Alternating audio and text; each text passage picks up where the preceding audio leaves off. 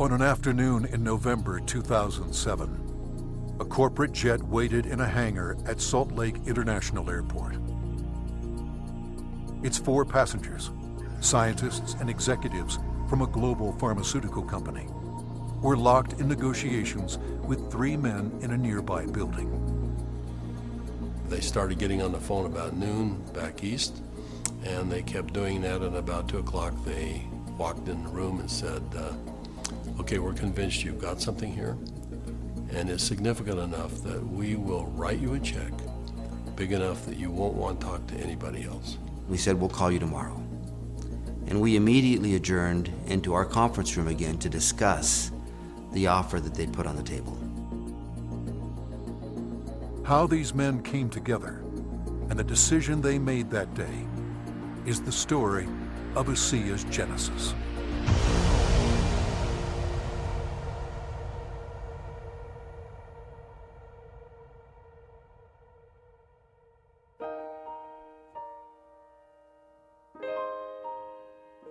A lot of people have fathers that teach them sports.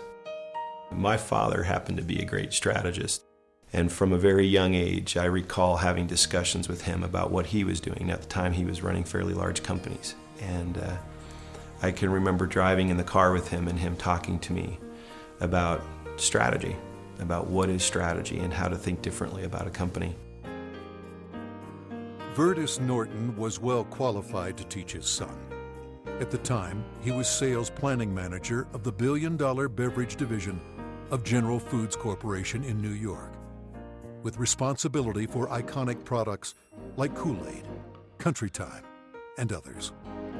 In 1985, he was recruited by Dart and Kraft and eventually became the head of Hobart Corporation US near Cincinnati, Ohio.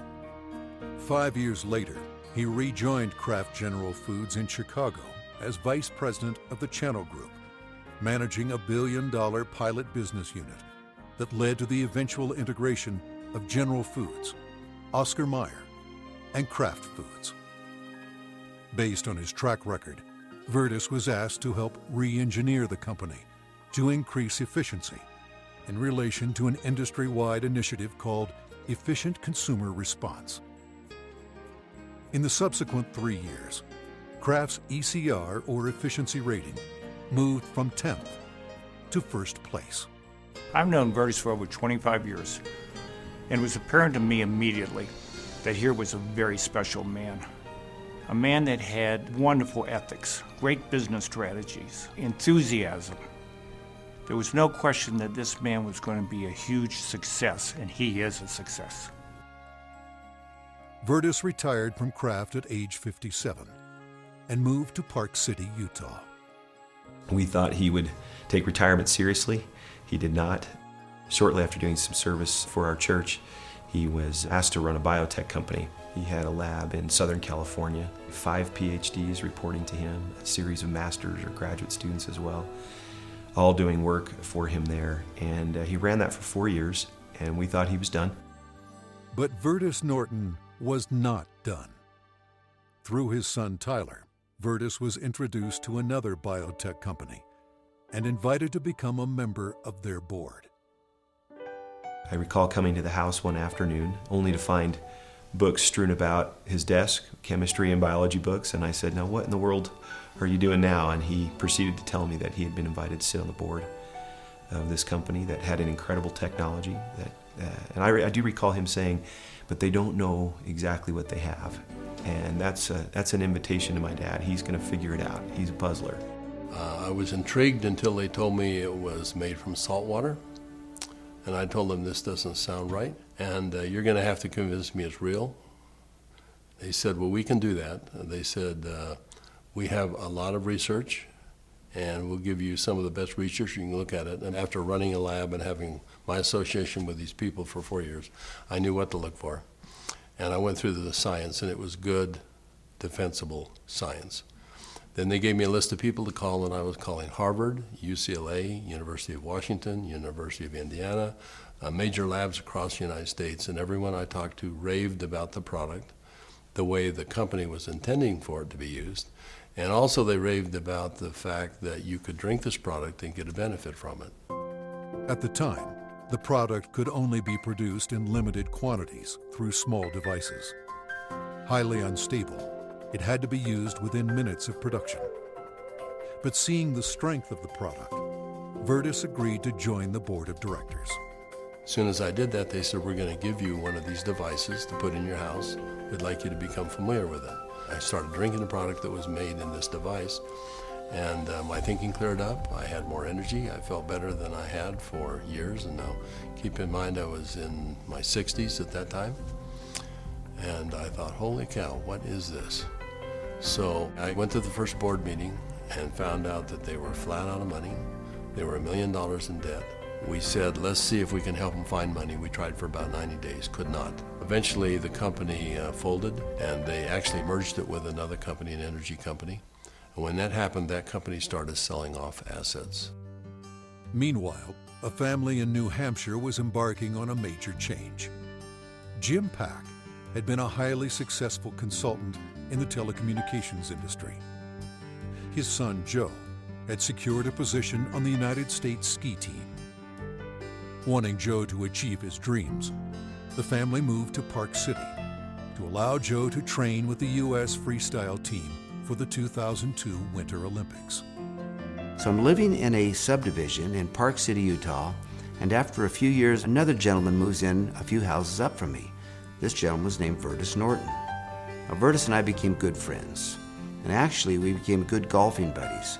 I quickly came to realize that Virtus was something special in terms of his training, his business skills, his analytical ability, his integrity.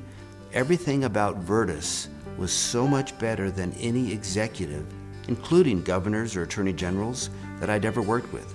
He was so competent. I was impressed.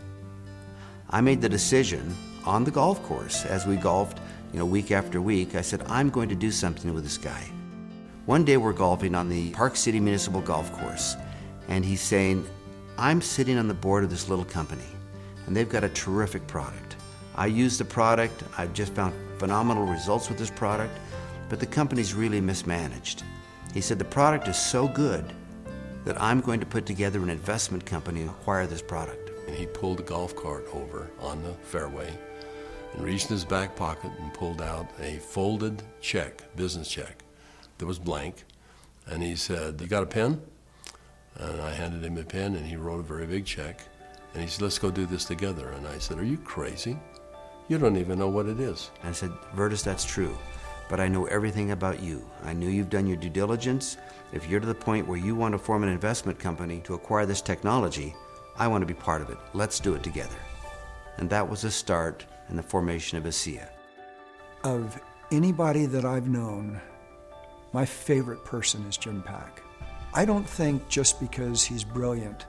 I think it's because he has drive and he engenders trust and confidence. And so we started down the road together, and over the course of a year, we discovered what the product was and why it worked. We developed what's called the mechanism of action. They discovered the product was based on redox biochemistry, a new field of science that emerged near the beginning of the 21st century. Redox signaling is a function central to all forms of life. Redox signaling molecules are created within every cell of the body and are vital to the immune system and to cellular repair and replace mechanisms. As one gets older, the body's ability to make these molecules decreases, a function of aging. The product provided a replenishing source of the exact redox signaling molecules the body creates, and in the same balance, enhancing cellular health.